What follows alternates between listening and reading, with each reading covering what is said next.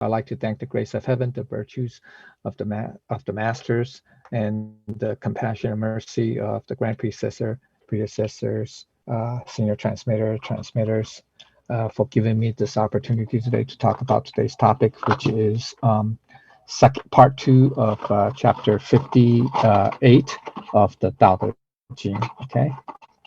All right. Okay. I think. All right, this is where we left off at section, let's see, hold on, section, I believe it's section 3, right? Section 3, yeah, okay, section 3. So, okay, yeah, so section 1 is the thesis, just so you guys know, it's the thesis, right? Okay, if you understand this section 1 thesis, you understand the whole chapter. Section 2s and 3, that's lines or whatever. Yeah, lines 5 through 12 is the analysis.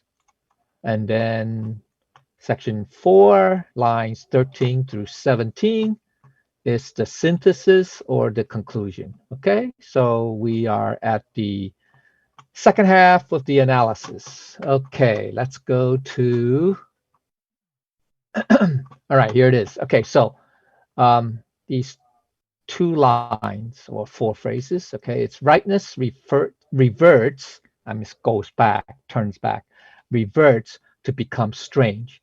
Goodness reverts to become wicked. The confusion of people, it has lasted many long days, or for a long time. Okay, so let's look at the meaning. All right.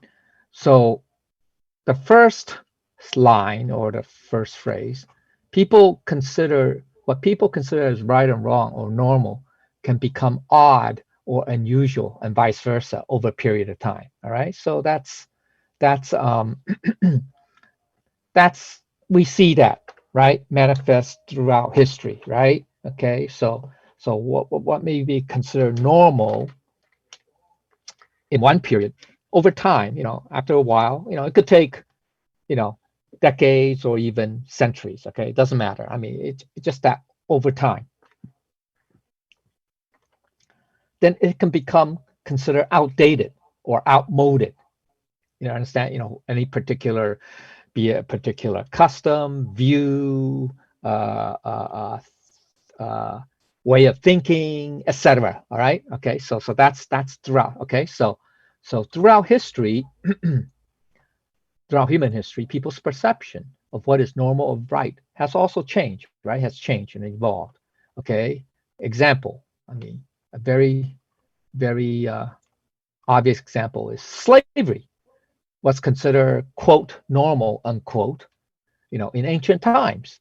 I mean, it's not just recently that that slavery is considered normal, but or maybe 100 200 years ago, but since ancient times, I'm talking about even the Bible, the Old Testament, right? They mentioned, I think, what was his name, not Joseph, is it Joseph, whatever, what was sold into slavery, right, to the Egyptians, or stuff like that. Okay, but anyway, but even the ancient Greeks, the Middle East, Europe, throughout Africa, Latin America, South America, and in Asia. Okay, so they have slaves. Okay, slavery was considered, quote unquote, normal. All right, so even in America, right, it wasn't until after the Civil War, the Emancipation Proclamation by President Lincoln, slavery was considered legal. It was legal, normal, right? Even what the founders of the U.S. independence, right? I think not all of them. Benjamin Franklin wasn't a slaveholder, but Jefferson, I think Washington was a slaveholder. All these founders were slaveholders, and yet they wrote the Declaration of Independence, the Constitution, declaring human rights and all that stuff, and yet they're still slaveholders because back then slavery was considered normal, right, or typical. All right. So, but today, to, in the 21st century, 20th century, slavery is considered cruel, abnormal, right?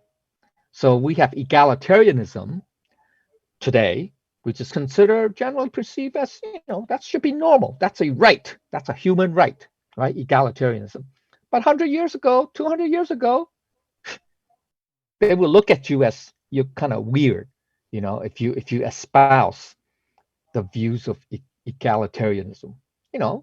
They would say, hey, person of of a different color skin, they're not equal. They're inferior or whatever. Different genders, they're inferior, etc., etc. Okay, so that's how we have evolved. Okay, all right.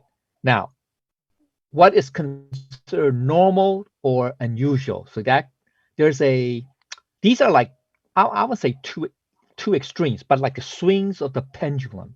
All right, so normal is one state, and then unusual is another state. But there are what would you call shades, in between. Okay, so it's not just only normal and only unusual. I mean, there are shades, if you want to call it a spectrum, okay, or a continuum. Okay, so this is the dualistic nature of human perceptions over time.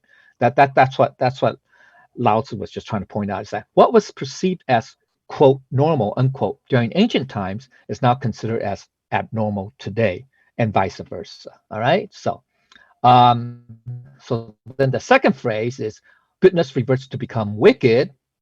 It's the same idea. Okay, so it's the what people perceive as good, or quote unquote good, can also be considered as evil, quote unquote, and vice versa over a period of time. All right, so human civilization, okay, if you look at throughout human civilization, they gradually modify itself over time. Okay, so what I mean is that since ancient times, what people perceive as good, quote unquote, has changed and evolved throughout human history to today. All right. So what what the ancients consider as good, quote unquote, or bad, quote unquote, may not be considered as good or bad, quote unquote, today. All right, so that's just okay. Um, a good example is this, since we believe in vegetarianism, but anyway, all right, okay. So, for example, today, you know, especially among the more developed societies or economies, right?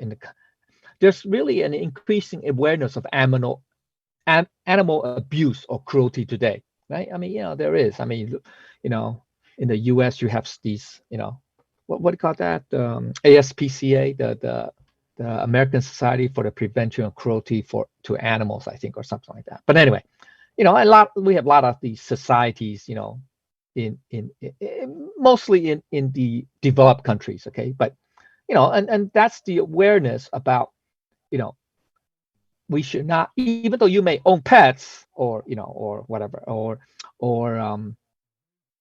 raise animals, for you as a profession, there are still certain, what we say, quote unquote, guidelines that we should treat these animals, with compassion, as opposed to treating them as like an object. Okay, so all right. Whereas while in ancient times the prevailing notion was the right of domination or exploitation of animals by humans. In the ancient times, nobody cared about animal rights. I mean, I would say nobody cared, but to them, animal rights was not an idea, a prevalent idea. All right, okay. All right. So maybe as a farmer, yeah, as a herder, as a sheep herder or whatever, in animal farming, yeah, you do have to take care of the animals because you make a living off of them. But anyway, but that idea of animal compassion or, animal cruelty, it's not widespread. Okay. All right. Similarly, let's talk about religion. Okay. So in ancient ideas, the idea of religious righteousness in the form of a divinely sanctioned war and inquisition is considered, it's now considered evil. I mean, today we say, hey, um, if you declare war, if you, your justification for war, for killing is based on religion, now that's, most people today would consider that that's not right, that's not normal, right? Or for inquisition, meaning, using religion or religious faith, beliefs, ideology as a rationale to, you know, torture people, to harm people, et cetera, et cetera. That's not considered right, or normal. Okay. But not too long ago, maybe a couple hundred years ago or so, it was considered, quote, good, unquote, good thing for non-believers or what we call infidels and heretics. That's people who don't hold the same religious views as you or ideology as you, to be put to death. That's considered normal. That's considered a good thing, right? The I mean, throughout history, you could hear, especially in, I mean, it's not just in one area, but it's throughout the world. More recently, in the what's that? In the fifth, is it? Yeah, 15th, 14th, 15th centuries. During the Spanish Inquisition, the French also has an Inquisition. That was basically the Catholics against the Protestants. Germany. Martin Luther, right? Etc. Okay, all right. So even the Pilgrims, right, were being persecuted, so they left, right, and came to America. Well, came to Massachusetts or something like that. But anyway, all right. And then you have the burning of witches, right? So-called witches. Anyway, so but today, a lot of these quote unquote heretics or infidels, non-believers, people who are even atheists, some of them are well-respected scholars of what we call secular humanism, which is, I don't want to say secular humanism is necessarily atheistic. No, I mean, atheism is part of secular humanism, but it just means that they don't believe in any religion or something like that. Okay, all right, secular humanism. All right, okay, so it just goes to show a lot of these things, what's considered normal, abnormal, what's considered good and bad, have changed over, time. So goodness to wickedness, okay, that there's a spectrum to, it's a pendulum.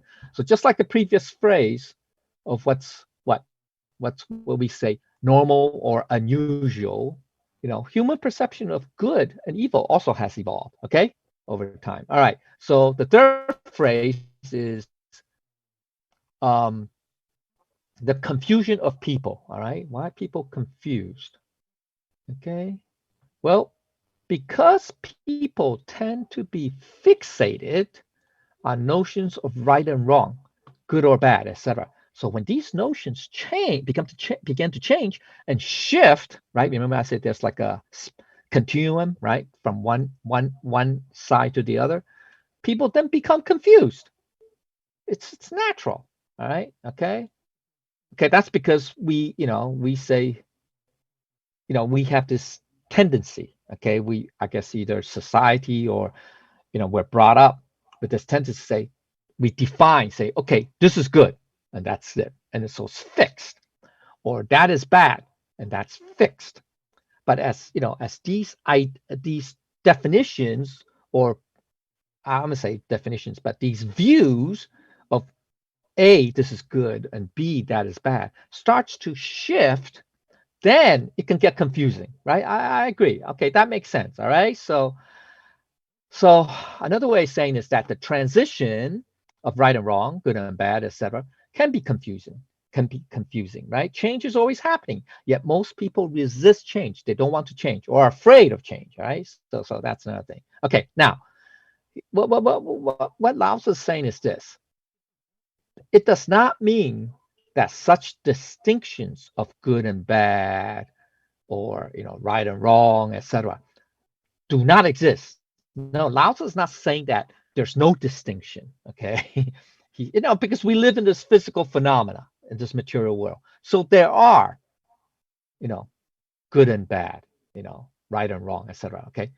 Now, these two phrases, though, that two phrases meaning uh, rightness reverts to become strange, goodness reverts to become wicked. These two phrases do not mean there is no right or wrong. That's what Lao Tzu is not saying that, okay? Or good or bad, etc. Now, this would be a gross misinterpretation and misunderstanding of these lines, okay? And there's some translations or commentaries who say that, all right? So, so that's a very gross misinterpretation or misunderstanding. Now, what Lao Tzu was saying is instead is that what these two phrases mean is that Tao cultivators must rise above the confusion. Okay, don't don't get lost like the people who are confused. Okay, don't be like. Okay, then the last phrase is this confusion has been happening for a long time. All right, now the fundamental of the situation has not changed from ancient times to the present. That is, the confusion has always been around, even during the time of Lao Tzu, 2,500 years ago, plus, years ago to today. So that confusion wasn't just limited to one period of time in history. No, it's been happening throughout history. All right. Okay. And the cause of that is because the world itself, physical world, the material world, has always been changing. And this is a constant that will never change. Okay, so that's the constant change. The delta is the constant. Okay, all right. So people respond to this change though in different ways. All right. Now, some definitely or strenuously resist change. They're just fixated and about one idea, one notion, whatever, and they will never change. Okay, and stick to the dogmatic beliefs or views. Now, even when those dogma became outdated, see that these people are, you can say, stubborn. I mean, or they, even if the views has been proven, either scientifically or whatever, okay, to be wrong, all right, or outdated, okay, or obsolete, yet they still stick to it. Okay, so they no longer apply or outright wrong. Okay, so um, yeah, I don't want to criticize anybody, but let's say there's some people who don't believe. Okay, well, this is talking about. Oh, yeah. Who don't believe, let's say, in using electricity. Yeah, or using electricity on certain days or something like that. All right. I mean, okay. I mean, even though, anyway, all right. I don't want to say any further, but okay. So that's because those beliefs were based on ancient history, during certain historical events. Okay. So anyway, doesn't matter. All right. So the deeper understanding is this: what Lao Tzu is saying is that in this section, in these last two phrases about the confusion of the people, or right, what's right can become wrong, and what's good can become bad, all right, and that people are confused, is because people in society are not reliable sources of value judgment. Okay, so Tao cultivators should not rely on others or the society for value judgment. Okay, so so then what? So the question is then, what can Tao cultivators rely on? All right, what's the best source? Huh. Go back to the basics. Go to the fundamentals. Go to the core, which is what? Our Buddha nature essence. Okay, that's the not intellectual. Okay, not intellectual knowledge or understanding or reasoning, that type of stuff. That would be philosophy, right? That's philosophy. Look at how many different philosophies there are. Talk about different approaches, etc., etc., etc. Okay, all right. But the best source, the ultimate source, maybe that's another way of saying, is our Buddha nature essence. It's divine wisdom and conscience. We can say those are the manifestations of the Buddha nature essence. All right, okay. Okay, so that's the best source. Now, most of us, unfortunately, are not at this level. So we may get sometimes, when we could have epiphanies, right? It's called epiphanies, 体悟. Okay, that's when we have that, eureka moment or stuff like that. Yeah, that comes from our Buddha nature essence. But unfortunately, it's not lasting. It's not 24/7, right? Because we're not at that state, that level. Now, we have previous chapters and also chapter 59. We'll talk a little bit about that. Okay, but that I'm getting ahead of myself. But just let you know. Okay, now okay, so if this is the best source and yet most of us are not at that level yet, then what's the next best? The better or next best source is the proper learning and understanding of the sutras and teachings of Buddha, sages, and Tao masters. That's the next best source. So that becomes external. See, the first one, the best source, is internal because it comes from your Buddha nature, your true essence, your nature. Okay, so that's the best. Okay, so it's not acquired or anything. It just is. Okay, just is. All right, just is. Just so. Just is. It's suchness, thusness. Okay, whatever. Okay, suchness, thusness, in the moment, all that. Okay, non. What's that? Non conditioned, non-conditioned. Okay, it's non-conditioned. All right. Okay, or has no agenda, right? Or contrived. It's non-contrived. Now the next best source. Now this could be subject to interpretation. So that's why I said proper learning and understanding. Okay, it has to be proper learning. Like the Eightfold Path. The proper view. What's the proper view, right, of life? In that case, it's life of life. But anyway, all right. So the proper understanding and learning of the teachings of the Buddhas, the sages, Tao masters, etc. So that's the so this becomes external because once we enter the external side aspect, that's when it could become tricky, okay, or it could be subject to duality, right? That's why it's not the best source. Whereas number one is the best source because our Buddha nature essence is non-dualistic, right? Okay, all right. Then if you're not at that, well, I don't say if you're at that level, at the second level, or if you don't have access or stuff like that to this, but then what's the next best source? It's this. It's so that's a good source. I mean, it's external also, but it's the observance of the Tao guidelines. For example, the 15 rules and regulations or precepts, right, of the Tao. That was in the Friday night class. That what's it last month, 2 months ago, right? They talked about that. And the practice of the rituals and teachings. Okay, so you have to do both. You have to observe the rules of the temple. Well, it's not the temple. It's more than the temple. It's basically of the Tao. The religious equivalent in Buddhism would be the monastery. What they call that? Precepts. The precepts for the monks and for the nuns. Okay, there's a lot. There's like I think it's 2,500 or I forgot, or 3,000. There's quite a bit. But anyway, all right. And then the practicing the rituals and the teachings. Okay, so that's the good source. This is actually, we need all three.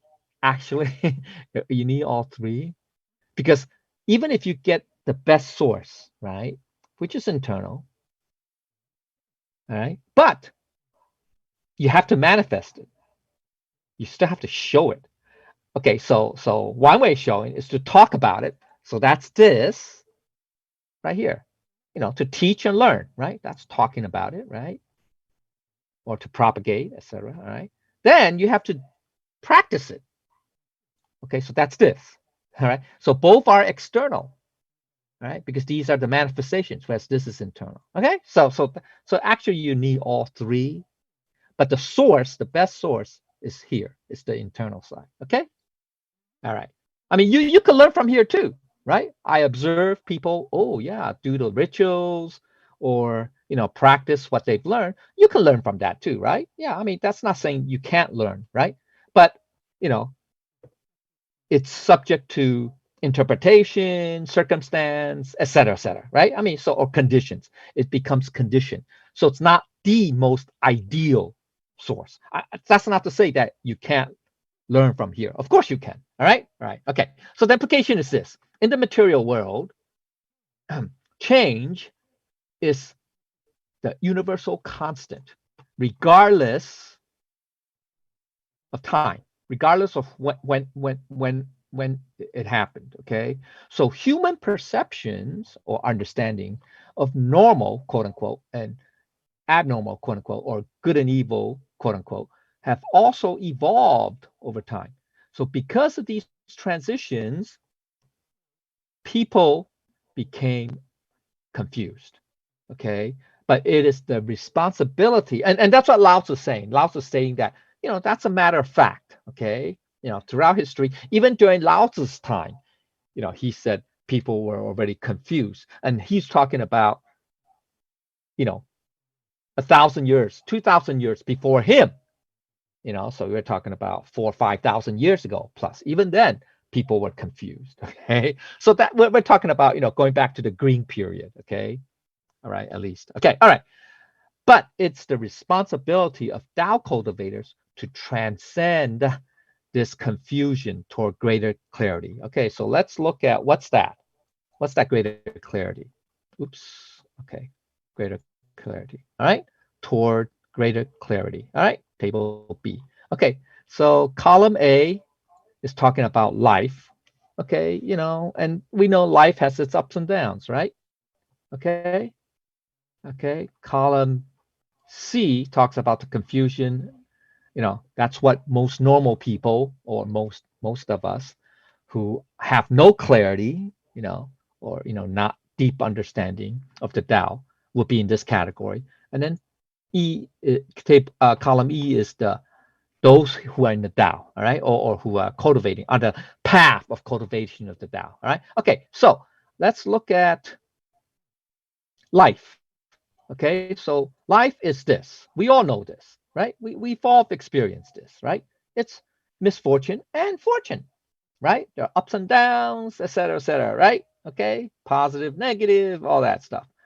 So if you're confused, if you're in the confused category, you would just say, oh, whether it be misfortune or fortune, you just say, hey, this just happens. It seems very random. It seems like it's random. It seems that because we don't understand that there's such a thing as causality, such a thing as primary cause, secondary causes, et cetera, right? Okay.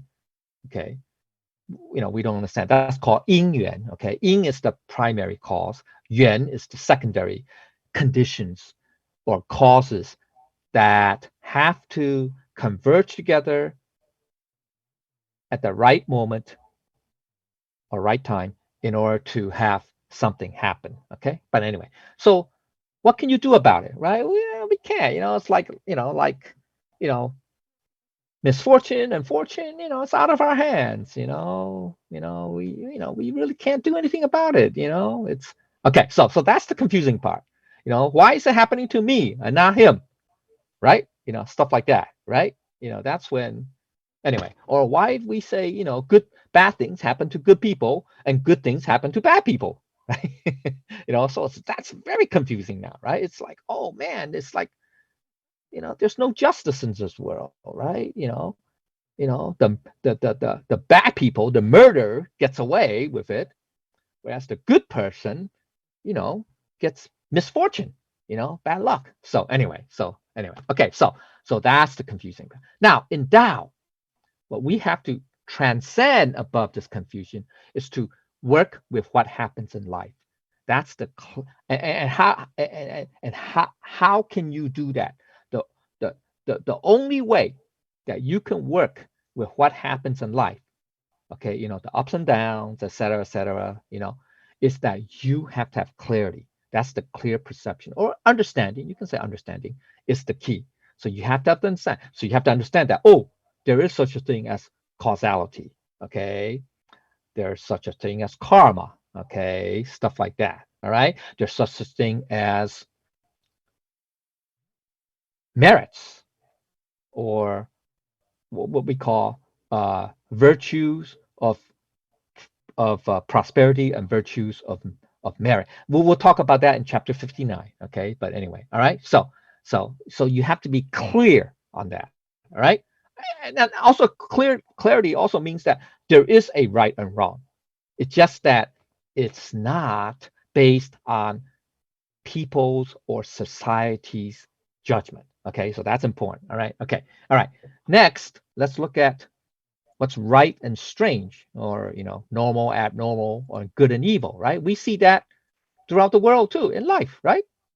Right. Right. People say, hey, that's normal, but that's strange, or whatever. Or there's no normal, no strange, whatever. Okay. So if you're confused,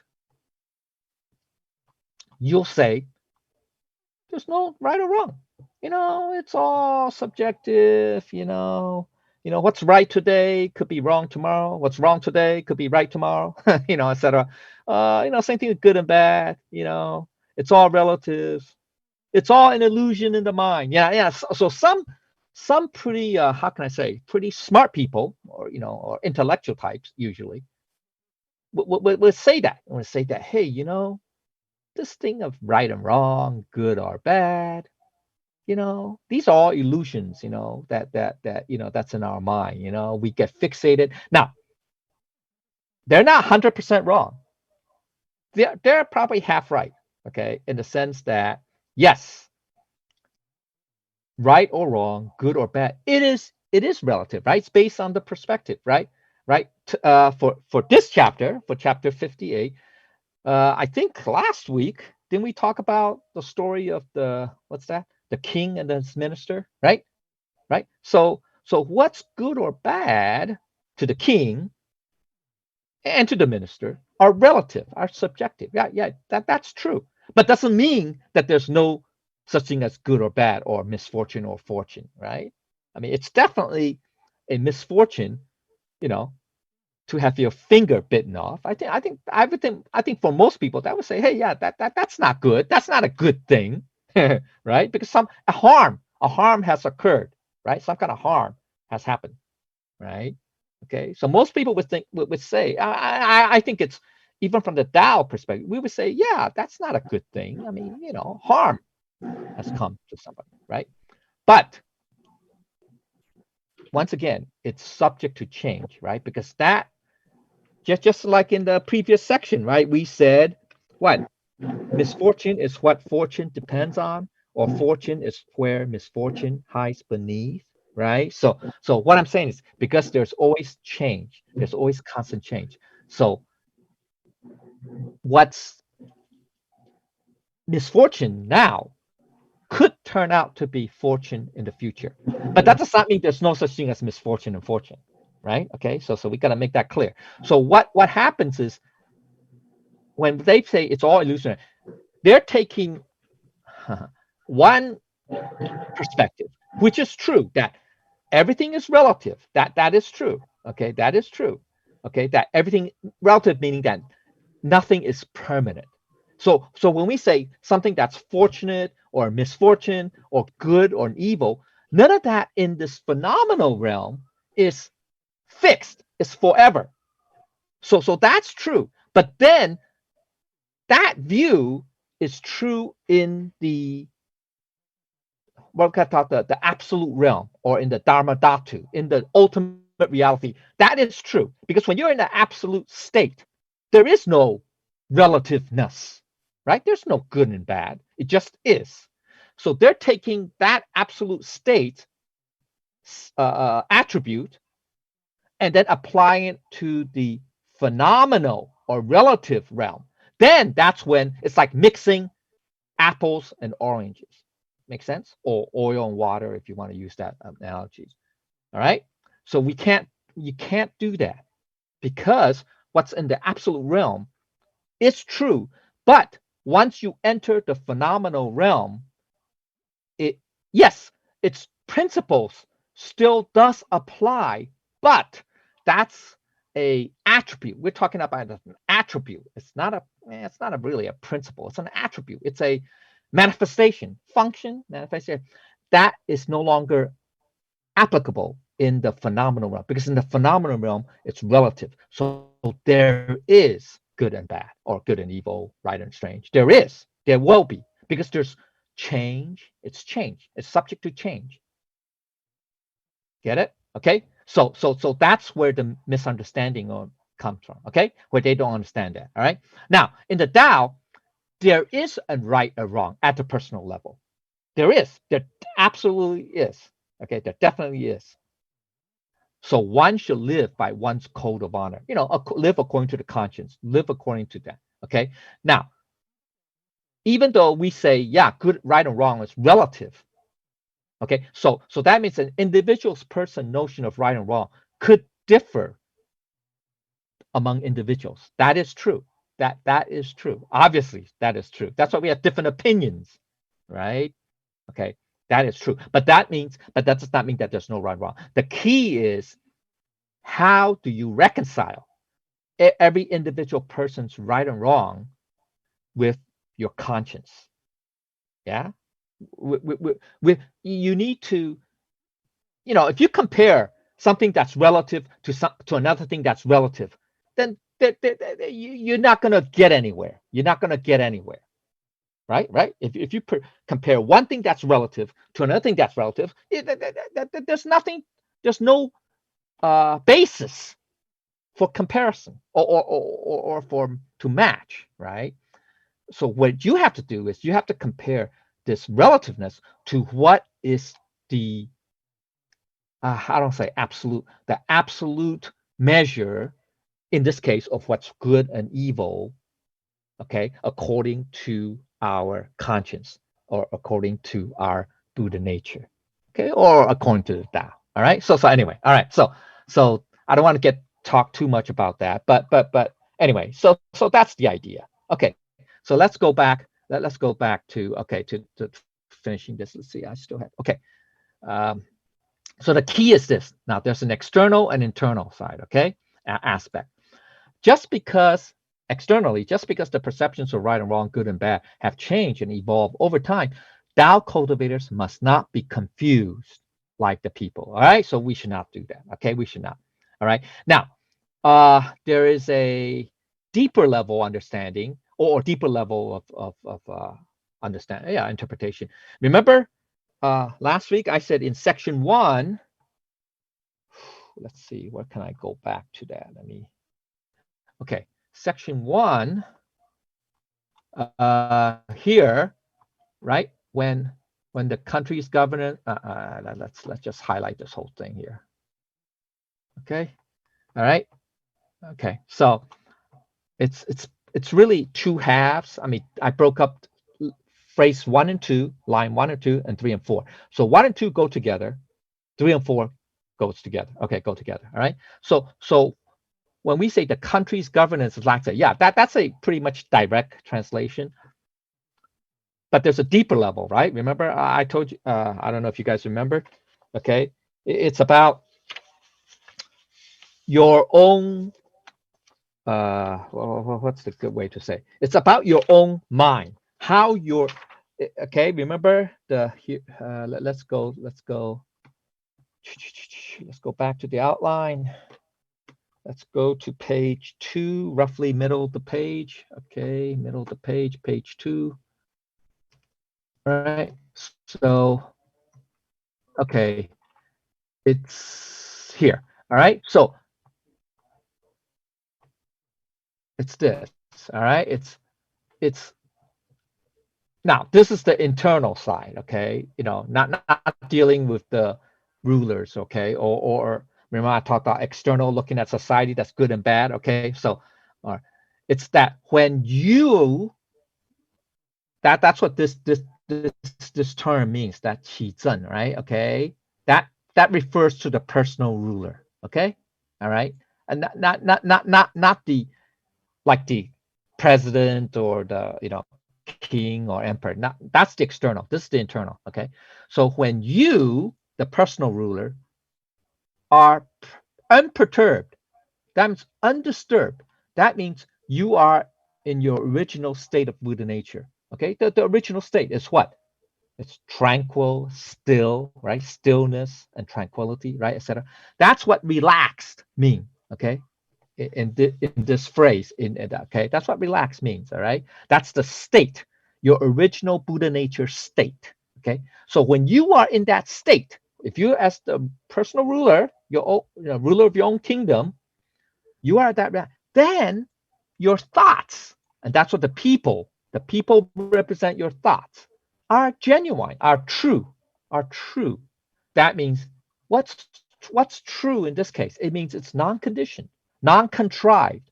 It's not based on any bias or any intellectual reasoning or any of that. It's not based on that. That's what non-conditioned means.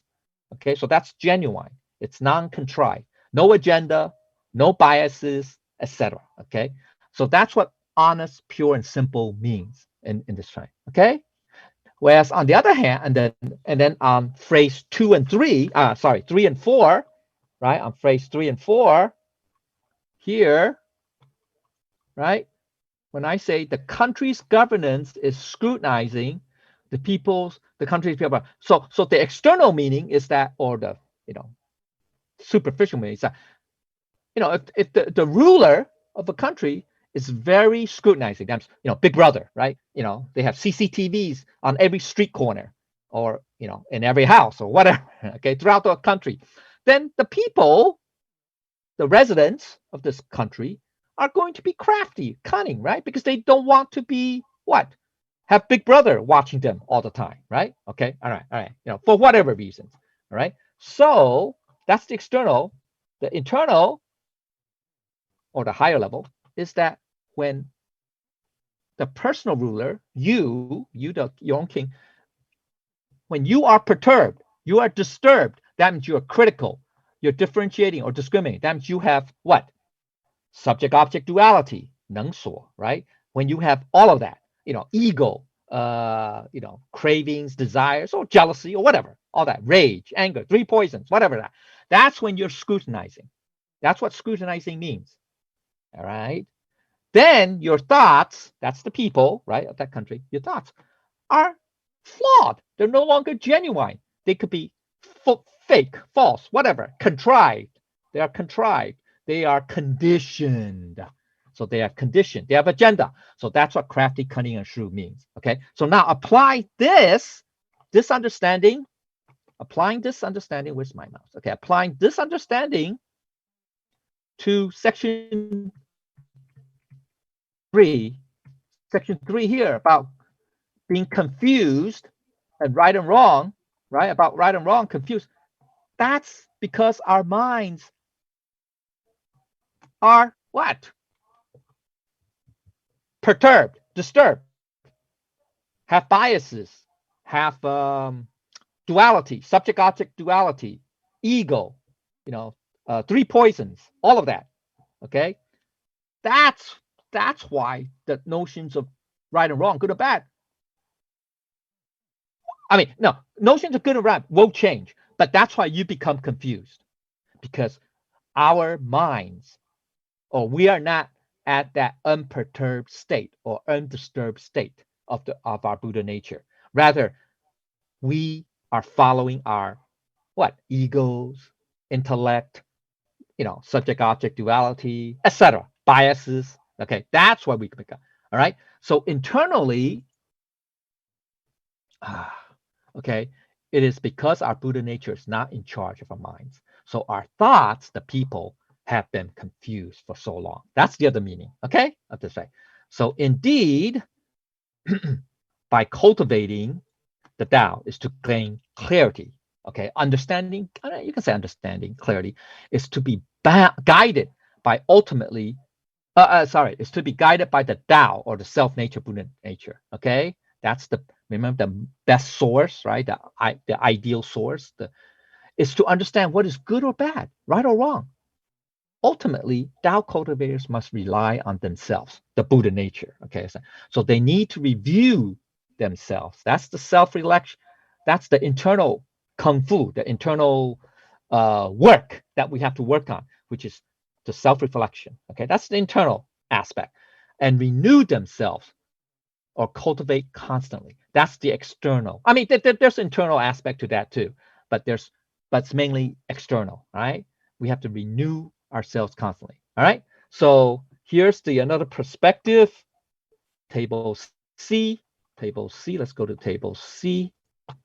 Traditions. Okay, there are parallel Eastern traditions. Okay. Okay. Of being on the path of wisdom, of clarity. Right. That's what clarity, greater clarity, will give us wisdom. Right. Now, there are three different, broadly speaking. I'm just for generalizing. Just okay. There's the prior to enlightenment. That's the broad category. Then there's the process of enlightenment, and then there is the final, you could say, attainment or aspiration of enlightenment. Now, the Buddhism, there are different traditions. Okay, well, two main one in the East, in the Eastern tradition. That's why this is parallel Eastern tradition. There's Buddhism, and then there's Tao. Okay, so prior to enlightenment, in Buddhism, how do they categorize people who are yet not enlightened? Who or not on the path. This is not on the path to the enlightenment. They're just not enlightened. Okay, he called them. Buddhism called those people sentient beings, and that they're mostly asleep. They're not yet awakened. All right. Okay. So now in Tao, the term that Lao Tzu used, it just means people. Okay, it just means people. People that do not know the Tao. Just people. Okay. All right. So that's that. Okay. Now, if you are on the path, if you're on the path or on the process of enlightenment, okay, that means you are on a journey, right, of cultivation, right, that journey of life. Okay, so in Buddhism, they would call it what? The practice of Buddhist Dharma, Buddhist teachings, etc. Okay, that's Fufa, right? So as long as we are practicing Fufa, then you are in that process. Because remember, chapter, what's that, 56, right? Then we talk about to attain the unattainable, right? So anyway, sorry, yeah, 50, I think it's 56. Yes, okay, 56. All right. So anyway, so that's why it's not yet attaining yet, because you're still practicing the Buddhist Dharma. Okay. All right. Okay. So it's subtle there. Then, whereas in Lao Tzu's Tao, they just call it cultivate the Tao in daily life. That's all it is. Okay. That's their way of saying. Now, when you attain enlightenment, okay, Buddhism would call it what? Buddhahood or Buddha, or refer to you as Buddha, the awakened one, right? Or supreme perfect. I mean, the technical term is Anuttara Samyak Sambodhi, or 无上正等正觉, okay, or 最正确. I mean, I just simplify. Okay, so that means you are completely awakened. I mean, when I say the awakened one, means you are totally awakened, not half awakened or 2/3 awakened, but totally awakened. All right, okay, complete, fully. In Tao, they would refer to those people who have attained enlightenment or reached that goal, is called a Tao sage. That is, they attain oneness. Okay, so you can say oneness and enlightenment are synonymous, just from different traditions. Okay, all right. So that's what. Okay, so let's see. Let's go back.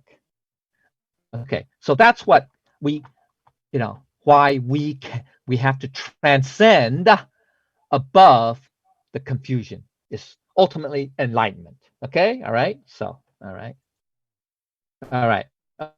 Okay, now we're in section 4. Okay, I'm going to take about another almost 30 minutes. Okay, so anyway, so it's going to be an hour and a half today. Okay, so therefore, the sages are, and these are the four, there are 4 phrases here, right? 4. Four phrases. So this means, therefore, the sages are. And then there are four phrases, okay? We could say the four attributes, okay? Actually, it's not attributes. It's more really like manifestations. But anyway, they're upright, but not scathing or harsh. Incorruptible, but not piercing or hurtful or harmful, okay? Straightforward, but not reckless or ruthless or wanton. Illuminated, but not dazzling or flashy, okay? So these are the four, all right? So basic meaning is that first phrase, basically, this is talking about, Lao Tzu is talking about all the sages who came before him, not just him, okay? Also but sages are humans who have attained divine wisdom. They are not deities. So Lao Tzu is one of the many sages. So, and here's the question. If we all have the Buddha nature, right? We all have the same Buddha nature, right? So why are we not already Buddhas or Tao sages? Right? Why are we? Right? I mean, why are we still a sentient being? Yeah, right? Yeah, why are we still a sentient being? Anyway, so what's holding us back? Okay, now this is not from Zhuangzi, or yeah, I mean Zhuangzi does mention about drunkard, but it's a different story. Anyway, but okay, so here's the story of a drunkard. Okay, I think they use that in Zen a lot, in Zen Buddhist teachings. Okay, anyway, so okay, once upon a time in ancient China, okay, there was a man who lived on near yeah, or on the riverbank. Yeah, let's just make the story sound on the riverbank, and like most sentient beings or most people of his day, of his time, he likes to, socialize, right? Okay, and he has friends, from either neighbors or co-workers from his work, and they would often, regularly, not often, regularly, uh, meet up at a tavern, and after work, or when they have some free time, they would meet at a tavern regularly, and you know I would say have a party, but enjoy each other's company, you know, tell stories, or you know, pass the gossip of the day or stuff like that. Do just most things that most people do. Okay, in society, we say 凡人. Okay, that means 凡人 means uh, ordinary people. Okay, what ordinary people like to do. And also drink. They like to drink. Drink wine and booze, and have a good time, right? That's called socializing, right? Okay, so one day, or one night, sorry, one night, in one for one of his regular outings with his buddies, he had to go to this tavern, which is across the river from his house. So he has a boat, he has a little rowboat. So he would row across, and then dock at the deck at the pier next to the or close to the tavern, tie his boat, and then walk into the tavern and meet his friends, and they socialize, and they drink the night away. They have a good time, gossiping, talking, whatever, talking about, whatever interests them. Okay, anyway, so that's how they passed the night. Okay, and so it was getting late, and it's already near the closing time for the tavern, which is probably, I don't know what's the ABC rules here in the US. It's probably 2 o'clock, 2 a.m., whatever. Okay, anyway, back then they probably don't have that law. I mean, just that it's up to the owner, the tavern owner, if they're tired or whatever, they can close. Okay, anyway, it was past midnight. It was pretty late. Okay, so anyway, so obviously this man, he was already a little bit drunk. I mean, I'm gonna say a little bit, maybe very drunk, but his friends offered to, you know take him, carry him on their boat, because they also have, some of the representatives have their own boats too, that and bring him home. But he said, nah, nah, nah, I'm okay. I'm okay. Just across the river. How hard can it be? I don't worry. I'm fine. It's like, drink and drive, right? Anyway, okay, all right. So he said goodbye to his buddies. They all went their, drunken way, merry way. Okay, anyway, going back home. So he got on his boat. He reached the pier, no problem, because it's close to the tavern. And he got on his rowboat, little dinghy, little rowboat. That's okay. That does the job. Anyway, So he started rowing. He says, yeah, he was kind of staggering, but anyway, it doesn't matter. But he says, oh yeah, in the distance he could see, yeah, there's an outline of his house. So so that's where he's headed toward. He kept rolling. Okay, so he kept rolling, rolling, rolling. But obviously he was a little drunk. I mean, not a little, but quite a bit drunk, and he couldn't understand why. Wow, it took him much, much, much longer than usual to roll across that river to reach his house. Normally he's thinking, it'll take a few minutes, maybe less than 10 minutes. But this time he couldn't figure out, he couldn't understand why it took him like an hour just to get to his, get across the river to his house. Okay. Well, he didn't have really any time or worry about, since he already thought that, oh, I reached the shore, the other shore to my house. And since he felt very tired, because after all that hour of rowing, he got very, very tired. And so he was saying to himself, anyway, I'm right in front of my house, basically on the river, and even though it's the boat, but I'm here, I'm home pretty much. So you know what? I'm just too tired to get up and walk to my house. I'll just sleep in the boat, and I'll wake up tomorrow, and then I can go back. I can go into the house and prepare for the next day. So he fell asleep. He decided to sleep on his boat. Okay, so he fell asleep, and then next morning, probably later in the morning, because he was drunk, you know. Besides having a hangover, but anyway, so he woke up and it was already. Then he looked around. He goes, "My God, you know, the sun is up already. I mean, the sun is overhead. Wow, he slept through the whole morning, and it's around noontime already. That's why he was hungry. He was feeling very hungry. He looked around and goes, okay, let me go to my house to change and eat.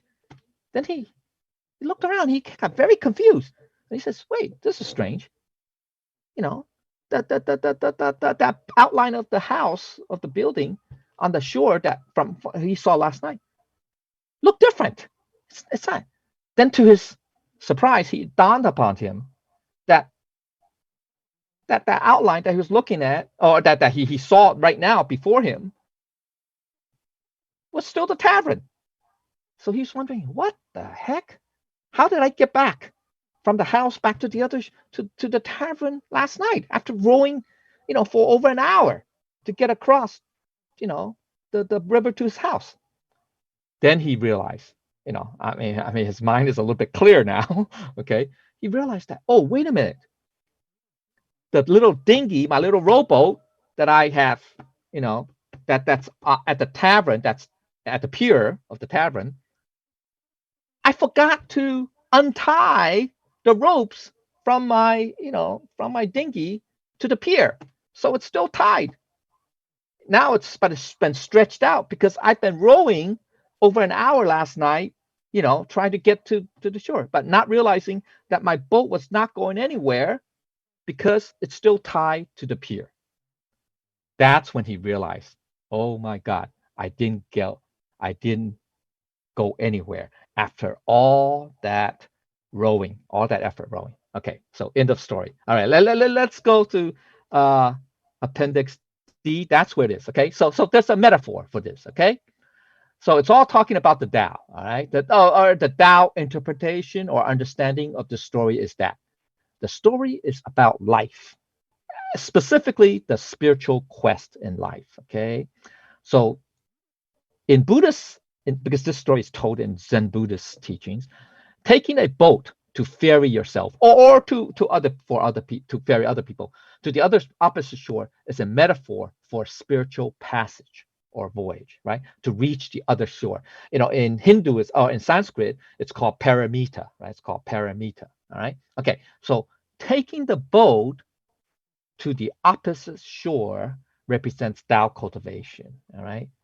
Now, being drunk represents being unaware, as if sleepwalking throughout life, or being unawakened. Okay, in Buddhism, they would say you're not yet awakened. Okay, so that's what drunk means. That we are, you can say, drunk because we are, I don't want to say possessed, or we are driven. We're driven by our what?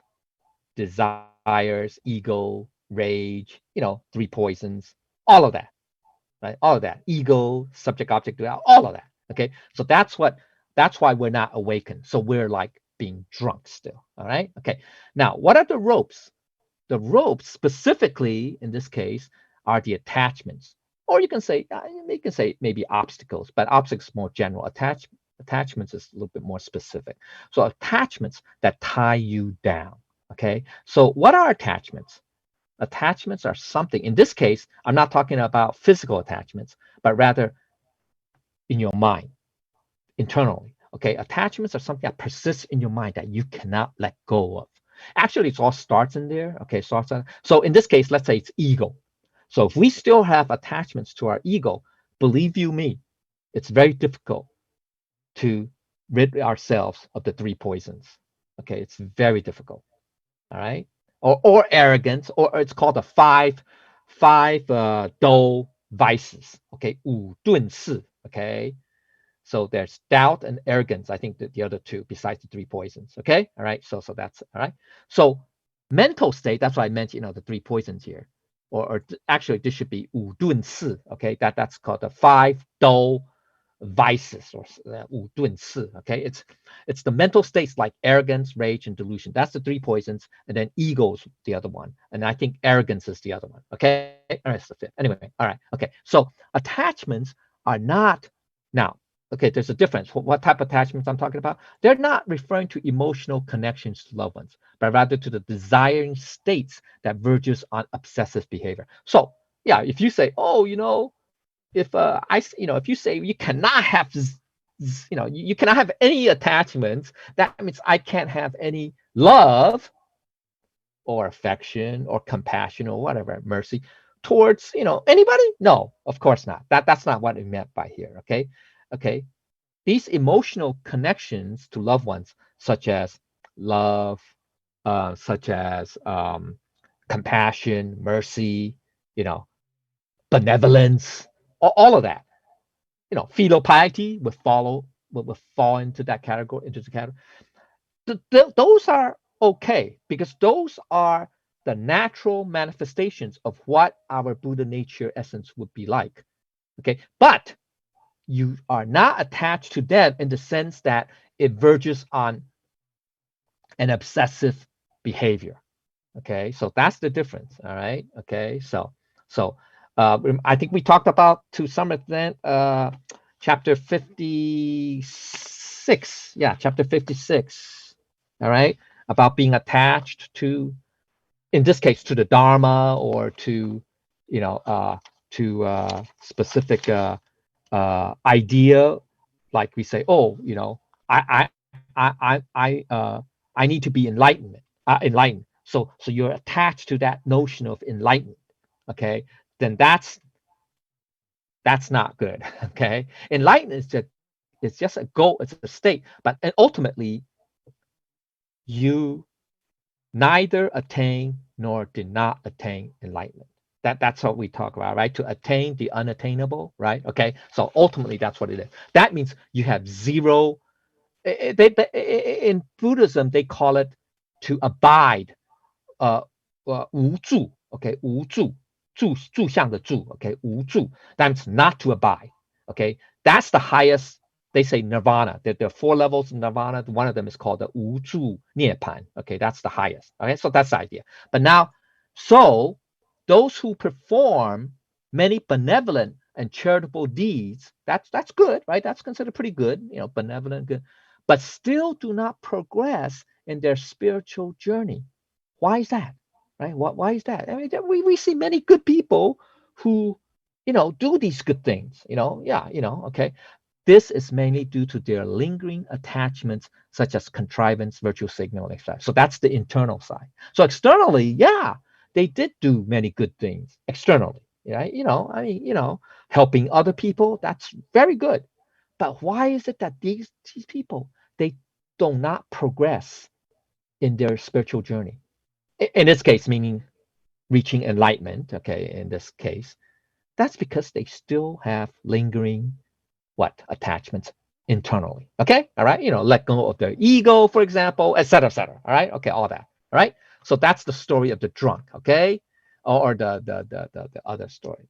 Okay. So let's go to go back. We're near the end.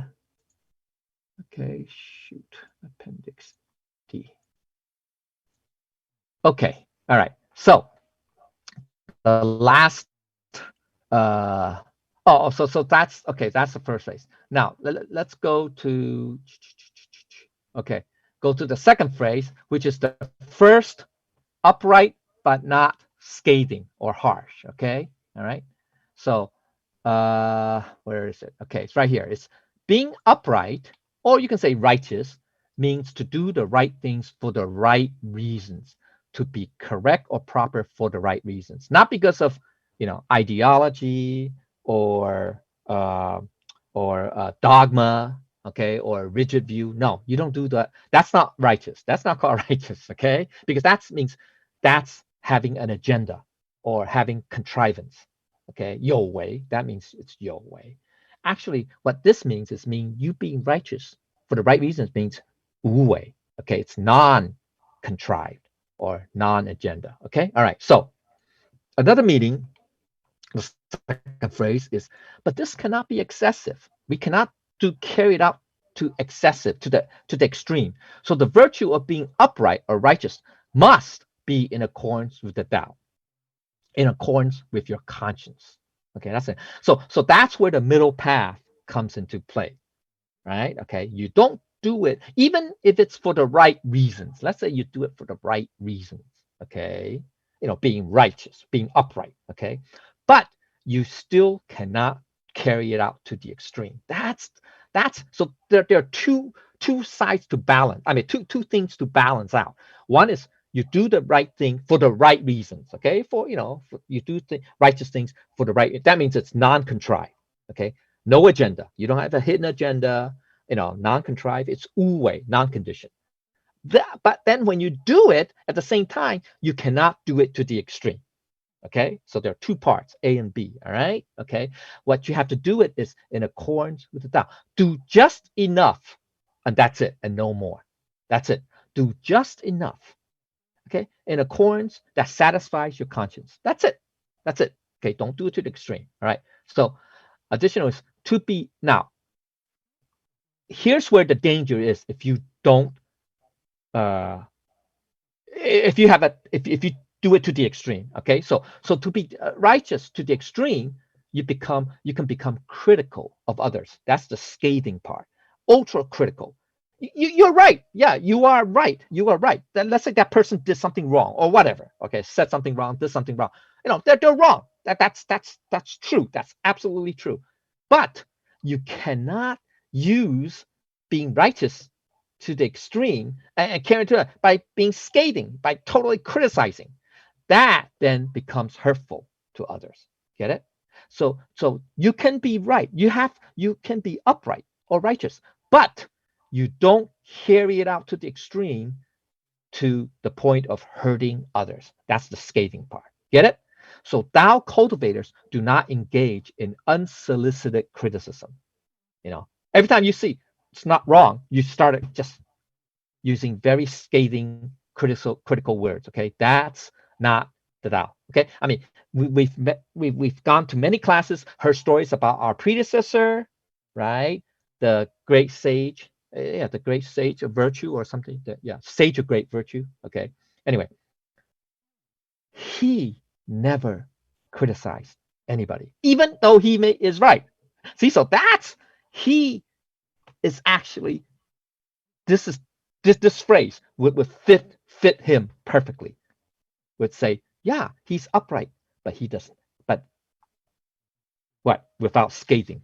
But okay, without scathing, without hurtful. But I'm just using him as an example. I'm sure there are a lot of other people, other Tao cultivators are like that. Okay, so I'm just using him as an example because we've heard stories of his biography. Okay, anyway, so that's a perfect example. All right. Okay. So another now we're talking about the external part. Okay, is that first was the internal, because you can still be scathing in your mind even though you may not say it. Okay, we understand that, right? You can still be critical in your mind, right? Even though you may not say it.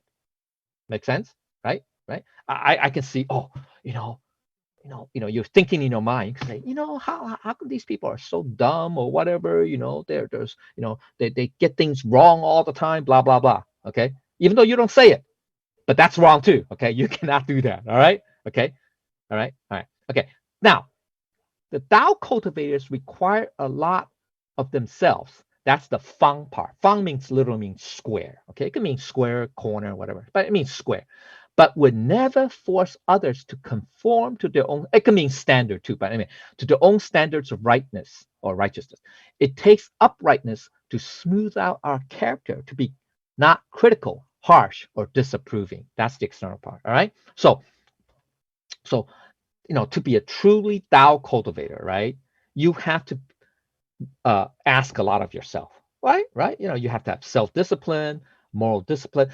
That we'll talk about that in chapter 59. But anyway, okay. So, but even though you're strict with yourself, you would never force other people to conform to your own standard. Get it? Okay. See, so that's where this notion of you can say this is notion of magnanimity, generosity, okay, or tolerance. Maybe tolerance is the better word for this case. It's even though you know you are right, okay, yeah, right, okay. I mean, and you are very strict with yourself, okay. You have moral discipline and all that, okay. But at the same time, you don't impose that standard upon others.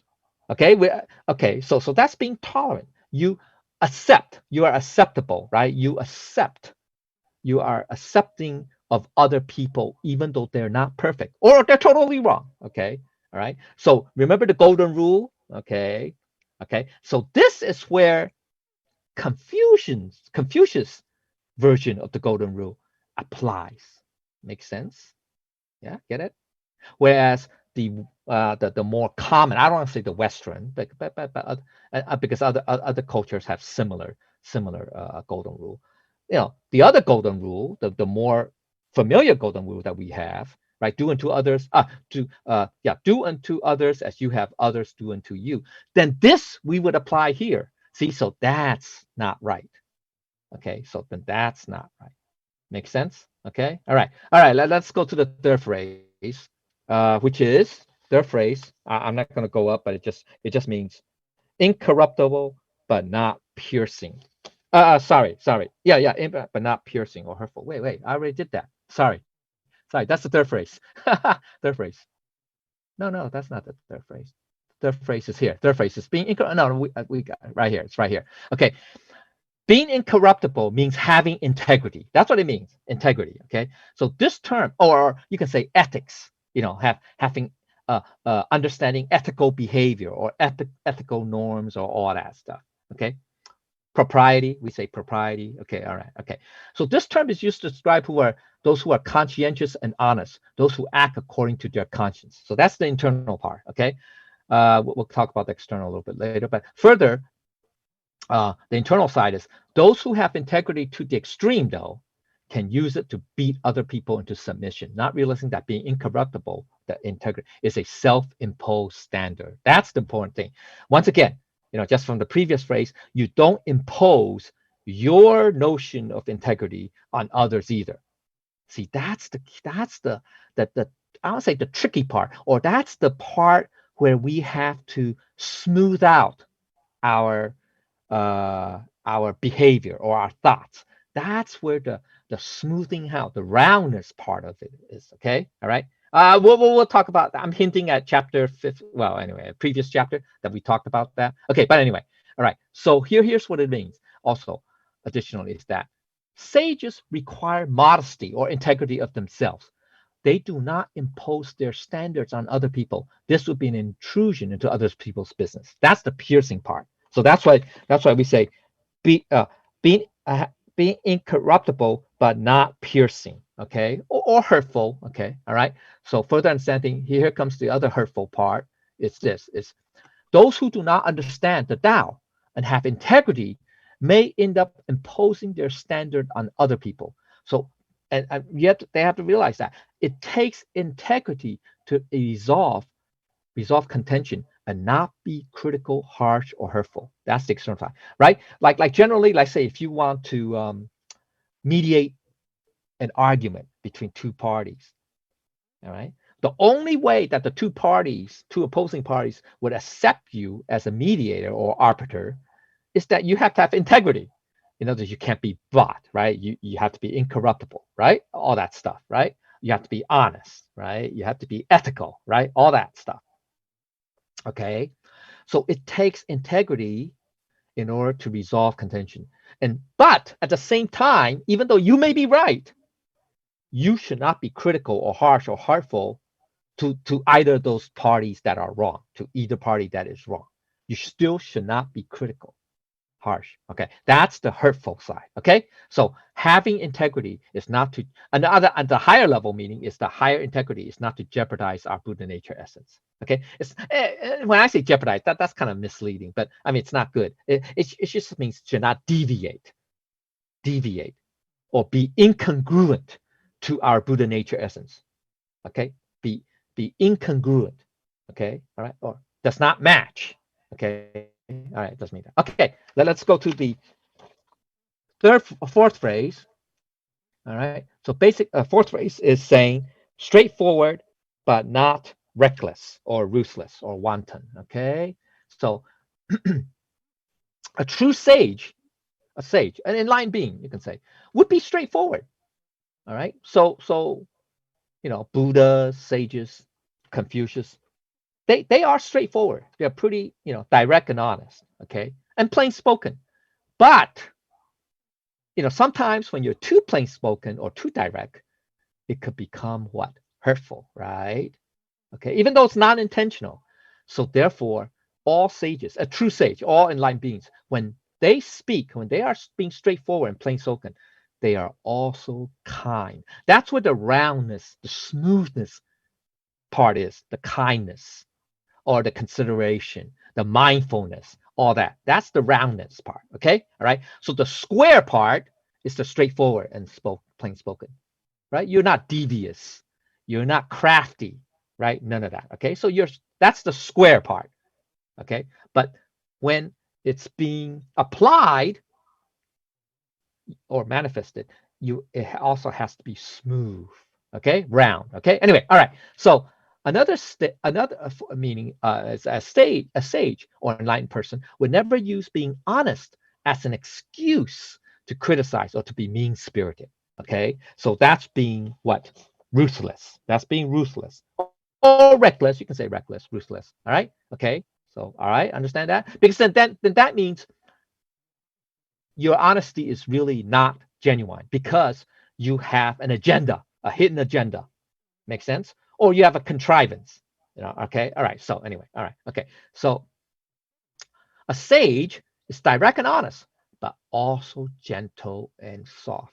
So here is the see in previous chapters, I think I'm trying to think, chapter 41, I think 41, or yeah, I think chapter 41. Yeah. Anyway, or 42. Anyway. Okay. So there's the yang and the yin. Get it? So because we are in this material world, we are in the realm of phenomena. We're not in the absolute realm.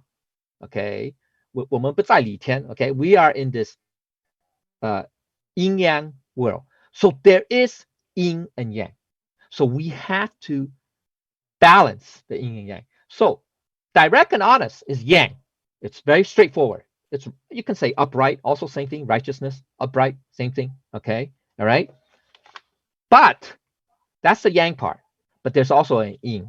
You have to combine it, merge. That's the oneness part here. Okay, with the yin. Get it? So it's yin and yang combine, merge as one. That's the oneness. Get it? Okay. When we apply oneness, that's what it means. Okay. So being Straightforward and honest without being reckless or ruthless. Same idea, same thing. Straightforward and honest. That's the yang. Reckless and ruthless. Well, that's the yin. That's not bad. But you have to, okay. So all right, okay. You cannot have that. That's negative. That means because you have to be gentle and soft. Okay. All right. So sages never assume that they have attained superiority over the people. Yeah, because then that's a subject-object duality, right? The ego, they have the ego saying, "Hey, I'm better than you," or "I'm more advanced than you." Okay, no, then that's wrong, right? Then that's that. So the reckless or ruthless kind of honesty contains an element of malice or ill intention or hidden agenda, contrivance, etc. Okay, so that's what that fourth thing that you have to be direct and honest. That's fine, but you also have to be gentle and soft. Okay. All right. So further understanding is being reckless is also having no moral character. All right. That's what it means. All right. Okay. So internally, being straightforward is to have an upright mind. Externally, it is to display the four awe-inspiring demeanors, right? Remember what they are? The dignified postures of what? Walking, standing, sitting, lying, right? That's the what? 行, 住, 坐, 卧, right? Okay. So that we have to display the four awe-inspiring demeanors in the course of Tao cultivation. So today we're sitting down, listening to the class. How are you sitting down? Are you slouching on your chair or even lying on the bed or whatever? Okay. So, we have to be mindful of that. Okay. Because these all inspire. I think I'll talk about next chapter. I think is the next chapter I've talked about. Maybe at the end of this chapter. Actually, they are called four awe-inspiring demeanors or dignified posture because how can I say they are I don't want to say a requisite or a foundation. Maybe that's a better term. A foundation or the basis. You know what? For what we call 禅定, or what 禅定 literally it just means the state of dhyana or samadhi, sanmei. Okay, so it's that state. So if you want to reach that state, we better have the four awe-inspiring demeanors down pat. Okay, we better have that do that well. Okay, anyway, but I'll talk about that later. Okay, so let's talk about the final phrase. Okay, the final phrase is illuminated but not dazzling or flashy. Okay, so that's okay. So anyway, everybody know what that in Buddhism, this is in Buddhism. Okay, they say walk like what? What's the four dignified postures? Anybody know? Walk like what? And that's how they describe it. They say walk like the wind. Walk like the wind. Oh, that's pretty cool. Stand. How? How do you stand? Stand what? Anybody know? Tall as a pine tree or something like that. I'm just paraphrasing. Okay, I don't. But it means stand straight and tall like a pine tree. Okay, or let's say the redwood. That's even more implied. Sit. How do you sit? Sit still. That's sitting still. Okay, you don't twitch. You don't fidget. Okay, sit still like a bell, like those big brass bells. Okay, and how do you lie down? How do you lie down? I mean, you should be still too when you lie down, obviously, but you have to be solid. I mean, sitting, like a bell means you're very sturdy, very solid, right? Like a bell, like those giant bells, in the monasteries. Okay. So how do you lie? You also have to lie still, but because you're prone, right? You're prone. You're horizontal. Lie like what? I think that the metaphor they use is like a mountain, like a mountain or a rock or something like that, a big piece of rock. Lie, okay? Lying down that means you're not moving, you're not perturbed, you cannot be moved. Okay. Anyway, all right. Okay, sorry about that, but okay. So the basic meaning of last phrase is this: sages illuminate themselves. Okay, illuminate themselves and others spiritually. So that's the internal side. Okay, that's the internal side. Okay, all right. So, but what's the external? There's an external too. Okay, so sages help themselves and others to light their way. So they guide people, like that ferrying, that if you want to use that metaphor, to ferry people. So that's also part of illumination. What this means is the external aspect. Okay, all right, to ferry people also. Okay, all right, okay. So to illuminate is to be visible for something positive. Okay, something that's good. Okay, and really it comes from your Buddha nature. But that's what I'm going to say. Okay, but the dazzling, the flashy ones may be brilliant. Yeah, they may be showy and all that, but they make people uncomfortable. So that's because they draw attention. This is an attachment that is sourced in the ego. The desire to show off, to flaunt, to be flashy, right? Flaunt it when you got it, right? So that's based on your ego. Now, that ego is what holds them back from any spiritual progress. Okay. So the further understanding of the illumination is this: is that our Buddha nature, which is the sages, the sages are our Buddha nature that has clarity and displays wisdom. That's the illumination, but does not flaunt or self-display. Okay. So here's the implication. Okay, we're going to get to conclusion soon, but I got to do all this. Okay, here. So Tao cultivators are upright and proper. They are square. That's the square part when handling their affairs, but they are round when they interact with other people. So that's the yang and the yin. Okay, the yang and the yin. The yang is square, the yin is round. Okay, all right. Okay, so one can veer from righteous to righteous wrath, which will be harmful to others. That's the problem. Okay, so we got to be careful of that. That's why you have to be round. Okay, when you interact. So that's the first phrase. Okay, second phrase is, or the first, you can say, manifestation display. Okay, so one may have integrity, but cannot impose or force one's standards on others. This is contrary to Tao. So it is the manifestation of the ego that goes against harmony. Okay, all right, about finding fault or pointing blame on others. That's where we have to be careful, right? You can have integrity, but we should not find fault. We have to be what? Tolerant. That's the yin part, okay? The yang part is having the integrity, okay? Having a very high standard or having more discipline for oneself. But you cannot still find fault or blame or criticize or whatever, okay? Okay, so now that's the second phrase. Now the third phrase, third attribute or manifestation is being honest and straightforward is in accordance with the Tao, but it has to be without malice, being ruthless, okay, while also being gentle and kind. That yang and yin again, okay. So we should learn these four dignified deportments.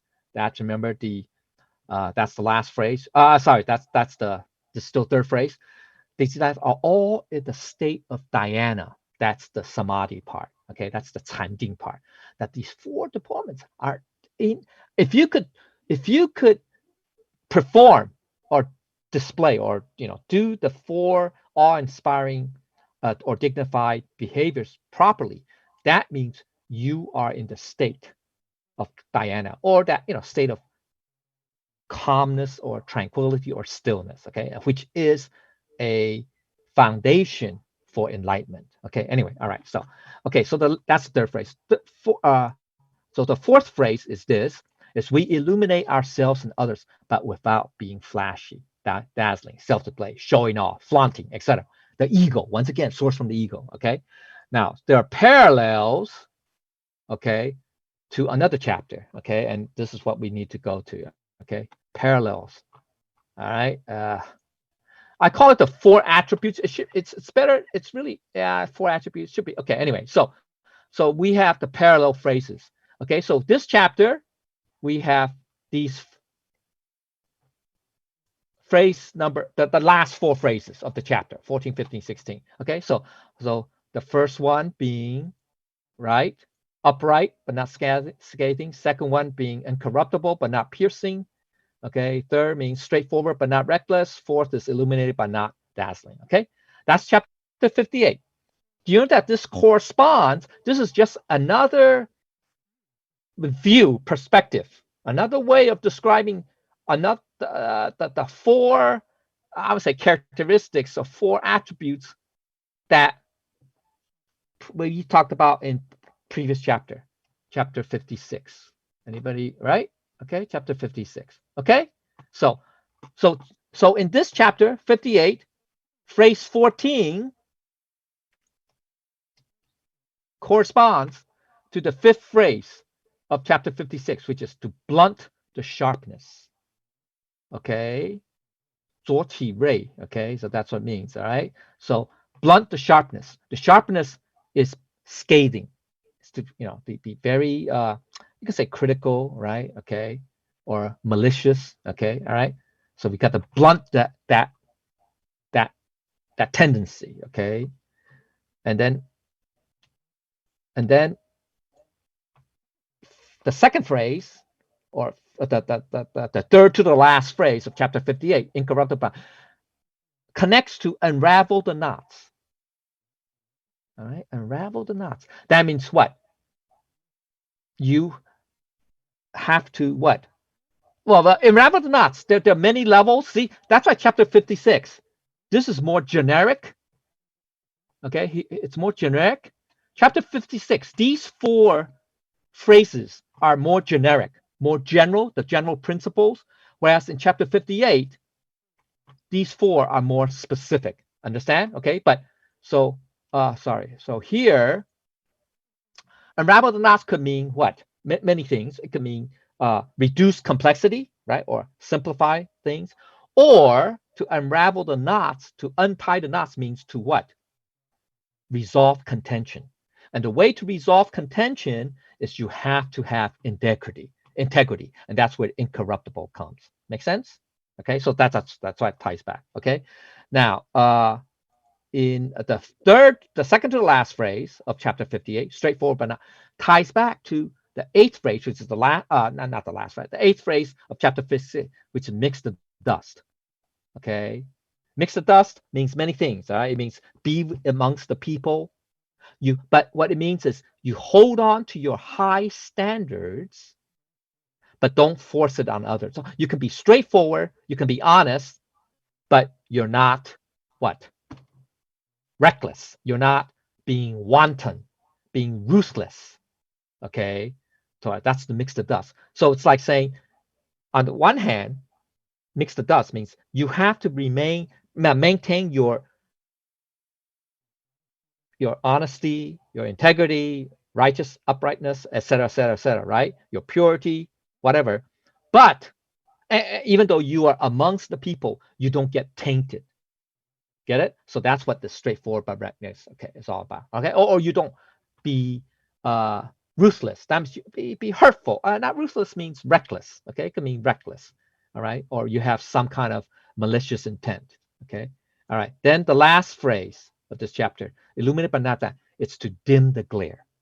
Right? We dim the brilliance of our level of cultivation or level of knowledge. You don't want to show off. You don't want to it's like what? Shining a headlight into somebody's eyes. Right? You don't want that. You can be a beacon. Yes, you know a lot. You can guide people, right? You can teach people, but you don't want to brag. You don't want to flaunt. You don't want to also do it to the extreme where you make people uncomfortable, make people feel uncomfortable. Get it? Okay, so that's what eliminate that. Okay, so these are, I call it four attributes. It's actually which we'll talk about in the conclusion, which we'll get to right now. Also, okay, so be aware of the four attachments of the ego. What are the four attachments? That's these four negative. That's being scathing or harsh, being piercing or hurtful or harmful, being reckless or ruthless or wanton, or being dazzling or flashy. Okay, so let's go to summary that we're almost there. Okay, here it is. And now I say the four attributes. Actually, the better term, it should be, okay, the better term should be the manifestations of the Buddha nature. Okay, of this, because the sage is the Buddha nature. Okay, it's the Buddha nature. Because we you can't describe our Buddha nature essence. There's no way to describe it, right? That's we talked about that in chapter 50. I think it's 56. No, 57. 57, right? Previous chapter. Didn't we talk about it? That? Yeah, talked about that. 57. Yeah. Okay. Anyway, so we can't. It's indescribable. Okay. So the Buddha nature's essence is just like the Tao. So what we see as an expression of that Buddha nature essence is the manifestation, okay? Or you can say it's the function, okay? Manifestation of our Buddha. So we want to live like the sages or live according to our Buddha nature essence, okay? So the first one is upright. That's the square part. So there are two paths, right? To act honorably, morally, and responsibly, right? Or, righteously, okay? But not forcing standards. That's sages, not other people. That's the not scathing part. And then the other second manifestation is being incorruptible. That's being honest, having integrity, and modest. Okay, or not being genuine, being true to yourself. Okay, so you don't shortchange anyone monetarily or other. So that's the piercing part. That's the to hurt people. All right, that will hurt people or harm people. Then the third manifestation is being straightforward. That's being honest and direct. Okay, or plain, being plain. Okay, not talking around circles or being very evasive or stuff like that, or talking riddles, stuff like that. That's not being straightforward. Okay, so that means you express yourself in a direct and simple way, not recklessly or ruthlessly or with malicious intent or contrivance or agenda. Okay, all right. Then last, the illuminated is to have clarity and wisdom, the Buddha nature wisdom. Okay, so let your light be soft and soothing, not glaring, not dazzling or flashy. Okay, that's one or not show off, not flaunt. You don't flaunt, oh, how bright you are or how wise you are. Okay, so that's it. All right, so let's go to the conclusion. We're almost at the conclusion here. Yes, we are. Okay, we are at the conclusion. So there's internal and external. Remember? Okay, so to this. All right, there's internal, external. All right, so the first one is internal, to be upright. That's the square part. Is to maintain total truth. Total truth meaning to maintain the Tao, to be at one with the Tao. That's another way of saying. Okay. Now the external is, but not be inflexible or rigid in dealing with matters. You also have to have flexibility. All right. So there's a range. It's not saying, oh, you know, this is what the righteous principle says, and that's it. There's no room for for flexibility. That's wrong. Okay, so that's the yang and yin. Okay, so that's the first phrase. The second phrase, okay, ugh, okay, second phrase is to have integrity. That's the incorruptible part, but not piercing, not be harmful to others. So it lets to have integrity, but not piercing, lets us nurture our minds, have a sound character. That's the internal part. And it leads us to superb moral conduct. That's the external part. Okay, so there's the internal and external manifestations. Okay, then the third phrase, where is it? Okay, right here, is being straightforward. That's the honest part, but not reckless, is to be upright and display the four awe-inspiring deportments or the behavioral attributes, right? The what? Walking, standing, sitting, and lying down. Okay. That is the constant state of unperturbedness, or the dhyana, or dhyana or samadhi. That means if you want the four awe-inspiring deportments, you can say it's another way of saying it's the metaphor. So if you do it well, if you can do it very, very high level, that is to be in the constant state of unperturbedness, or you can say stillness, quiescence, tranquility, calmness, etc. All right. Okay. So that's the external. All right. Okay. I mean, external, internal, but okay. All right. Okay. So being illuminated, all right, being illuminated is to have the Buddha nature clarity and wisdom. And that's internal. Okay. And then manifest its formless light without self-display or flaunt. Okay, or without boasting, self-boasting, self-display, or what do you call that? Self-approval, right? Self-display, self-flow, all that. Okay, okay. So here's the inner and then the outer. Okay, all right, the internal and outer. Now these four right here, these four previous lines, phrases, links, okay, links to the first line where you, being the ruler, are in the unperturbed or relaxed state. That is at one with the Buddha nature, essence. That's the mun part. And then your mind has the genuine, non-conditioned thoughts or people. So if you have genuine, non-conditioned thoughts, then these four manifestations will come out naturally. Make sense? Make sense? Okay. That's why it links this conclusion, the synthesis of the section 4 links back to the first section or the first line, first two phrases. Okay. So this is to apply a gentle touch and not be overly demanding. Okay. We have to be tolerant also. Okay. That's the yin part. This is the yin part. Okay. Previously, these are all the yang part, okay? So internally. So this is to aspire, okay, to be a source of illumination for others, not the bright glare of criticism or harsh words. This is for the governance of both the kingdom externally and yourself internally. This is to observe the governance of oneself internally, externally. Okay. All right. This concludes. I'm sorry it took about what, a little over 90 minutes. Yeah. Okay. No, less, right? Less. No, about 90 minutes. Anyway, okay. All right. So I like to thank the grace of heaven, the virtues of the masters, and thank the senior transmitters, predecessor, grand predecessor, senior transmitters, for this opportunity to give the talk. And if I said anything that's not right or incorrect or not complete, I ask for their forgiveness and for everybody's guidance. Okay, thank you very much.